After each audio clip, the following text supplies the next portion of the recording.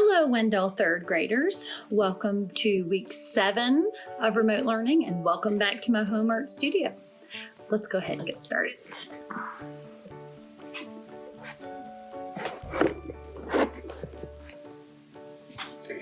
Okay, so as you know, for the past 6 weeks, we've been working on studying the elements of art. And the elements of art are the tools that we use to create art. And so far we've done 6. Line, shape, texture, color, value, form was last week. And then this week we are on our last one, our 7th one. And this week we're focusing on space. Now, space is simply the area around, inside, or between shapes and forms. When we look at this picture here, the positive space is the person skiing in the ground, and then everything else around them is the negative space. Now, we've talked a lot this year, and starting in kindergarten, we start with a horizon line that helps organize the space on the paper. We have the background, the sky and the ground, or the sky and the water, or the wall and the floor, or the wall and the table. That's the horizon line, as far as our eye can see. Well, then there are other tools other tricks that we use to create the illusion of space. In the foreground, when things are closest to you, that's positioning, placement. When you place an object closer to you on the paper, they are biggest, and they they're the biggest, they have the most detail and the darkest colors. That's in the foreground. In the midground, they are medium sized, less detail and medium colors. And then in the background, the furthest away, it's highest on the paper, furthest away. It's going to be the smallest, lightest colors, least amount of detail. I mean, look at this. The mountain is the same size as a skier, and we know that's not true. Okay, so there's tricks that we can use. Overlapping is putting one in front of the other or behind the other. Color, that's the value, getting darker and lighter. Relative size, when something's closer to you, it's going to appear bigger. And then placement, when it's further in the background, it's going to be smaller. Okay? There will be an attached sheet that will show you the tricks with just a circle. And you can look at it below in the attachments when you do your drawing. Now, I know in 3rd grade you study the phases of the moon and planets, and with Miss Chris you've been learning about, Holst the planets. So for this project I thought it would be fun to explore space with space. So what you're going to be doing is creating an imaginary planet system.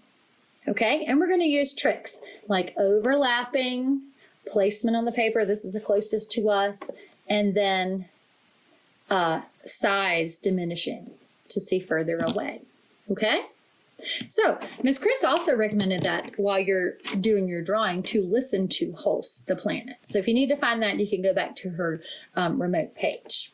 Okay, but what you need for this is I'm gonna need you to grab a few things around your house that have a circle shape. I like to use a lot of lids to different things, and for this project I grabbed a button thing. This is a thing of glitter. You can even use markers. That's a circle. This, I can use the top of this for a teeny tiny circle. So I'm going to slide those to the front. Keep those for when I need them. There's a black crayon right there. Look at it. There we go. All right. So get your paper out and your pencil, and we'll get started. Okay. So I'm actually going to choose this biggest one, and I'm going to put it right here on my paper. And I'll just trace like this. There's my first planet. Okay. Let's use this medium one right here, and I'm going to have it go off the page. Trace this here. Okay. And then I want to overlap. Overlapping means put one in front of the other or one behind the other. So I'm going to use this little puppy right here. See, it's going to overlap right there. And I'm not going to trace that part. I'm just going to touch it and go around. Like that. There we go. So this planet is in front of this one. This one's behind it. All right, I like this size, so I'm going to use this one again right here. And then maybe we'll put this one in front of it, like this. What's this top? Oh, see, I'll just erase that. So I've got this one behind, this one's in front of. Now let's do diminishing size. That means it's going to have to go. There are lots of planets. Go off the paper.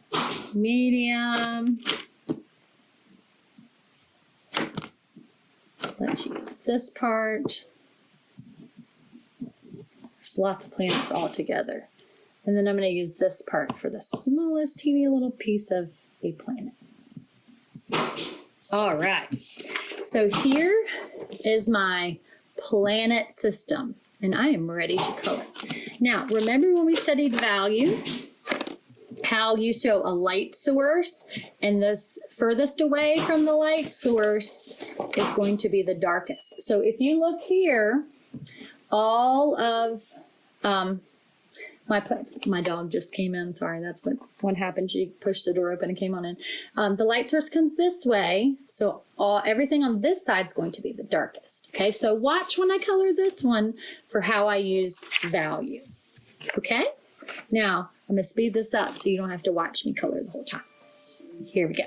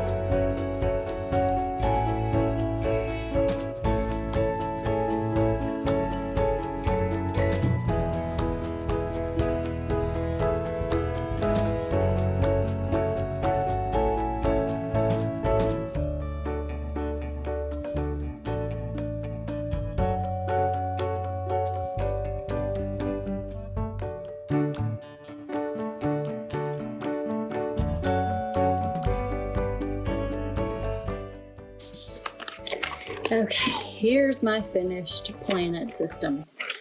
Here's my example. You might notice that this one's a lot nicer than this one. So this one has better craftsmanship than this one does.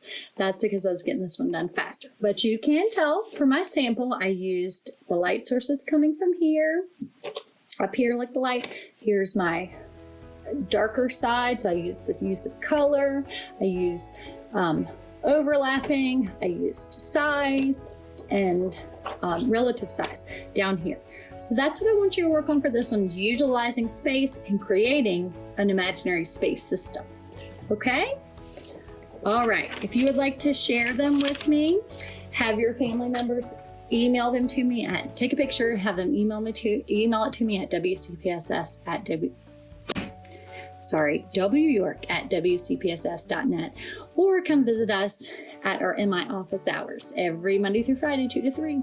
But until then, third graders, stay safe and creative.